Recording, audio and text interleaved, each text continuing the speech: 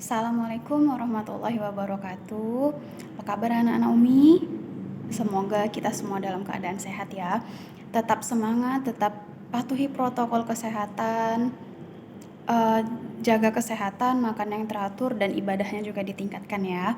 Nah, kali ini Umi akan memberikan video mengenai teks prosedur. Nah, di sini kita akan membahas apa itu teks prosedur. Di buku tematik juga ada. Teks prosedur dengan teks petunjuk itu sama ya. Nah, sekarang Umi jelasin. Teks prosedur adalah salah satu jenis teks yang ada di dalam pelajaran bahasa Indonesia yang bertujuan untuk memberikan langkah-langkah mengerjakan sesuatu. Nah, jadi kalau abang sama kakak pernah masak mie instan, tuh biasanya di belakang bungkusnya ada teks petunjuk untuk bagaimana cara memasak mie instan tersebut ya. Nah, tujuan dari teks prosedur ini apa? Tujuannya adalah untuk mempermudah pembaca melakukan sesuatu. Jadi ada prosedur-prosedurnya dari mulai awal sampai akhir. Itu semua ada langkah-langkahnya ya. Dan setelah itu, di samping tadi pengertian sudah, tujuan sudah, ada ciri-ciri teks prosedur yang harus anak-anak Umi ketahui untuk membedakannya dengan teks-teks yang lain. Apa itu Umi? Nah, yang pertama, menggunakan kata kerja aktif. Kata kerja aktif yang bagaimana Umi? Nah, contohnya gini. Kata kerja yang kita itu melakukannya. Contoh, memotong. Nah, berarti ada sesuatu yang dipotong. Membungkus, berarti ada sesuatu yang dibungkus. Jadi itu yang namanya kata kerja aktif. Kemudian setelah kata kerja aktif apa lagi Umi? Ada yang namanya menggunakan pola kalimat imperatif atau kalimat perintah. Contohnya bagaimana Umi? Gini, misalnya potonglah wortel menjadi bagian-bagian kecil.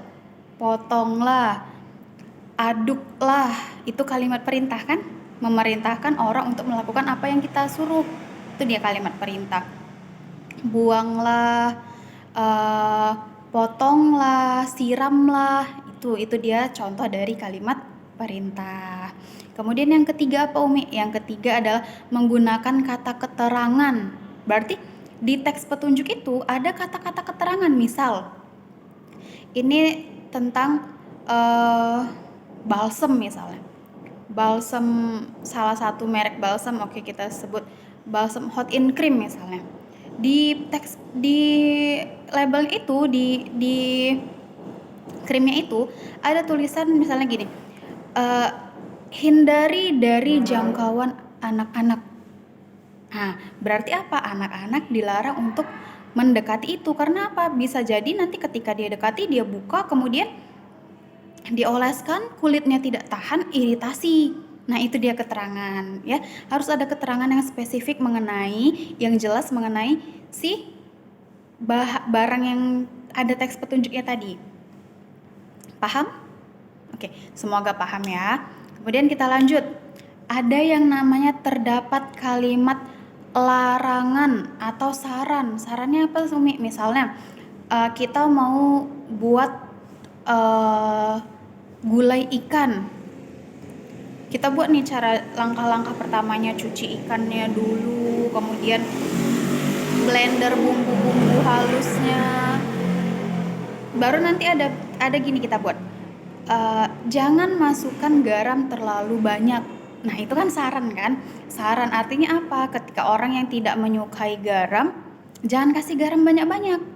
Nah, tapi kalau misalnya orang yang suka dengan yang asin-asin, bolehlah kasih banyak-banyak, ya.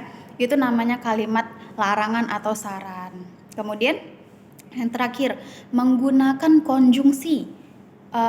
Apa Umi itu konjungsi? Konjungsi itu adalah kata penghubung, ya. Kata penghubung misalnya, kita buat langkah-langkahnya. Rebuslah mie sampai mendidih. Kemudian tiriskan mie sampai tidak ada lagi air yang menetes misalnya. Nah, kemudian itu adalah kata konjungsi.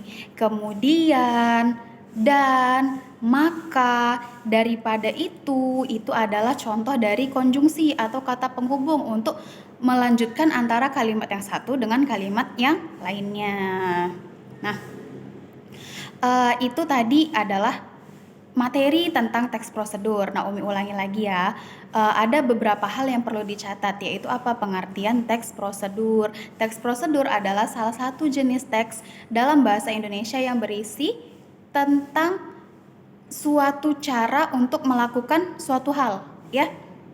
Kemudian tujuan dari teks prosedur adalah untuk memudahkan pembaca agar dapat mengikuti langkah, cara maupun perintah yang kita berikan.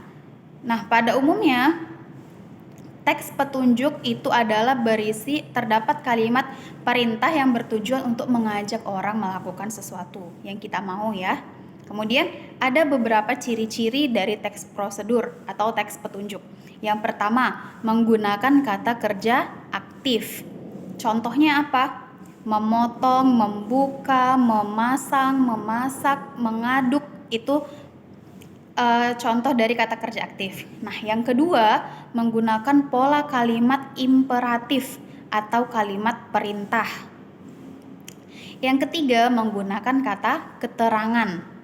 Yang keempat, terdapat kalimat larangan atau saran. Dan yang terakhir, menggunakan konjungsi atau kata penghubung. Nah, jadi anak-anak Umi untuk materi kali ini tugasnya hanya mencatat tentang materi teks petunjuk, ya. Minggu depan baru kita akan latihan membuat teks petunjuk. Umi rasa cukup sekian yang bisa Umi sampaikan.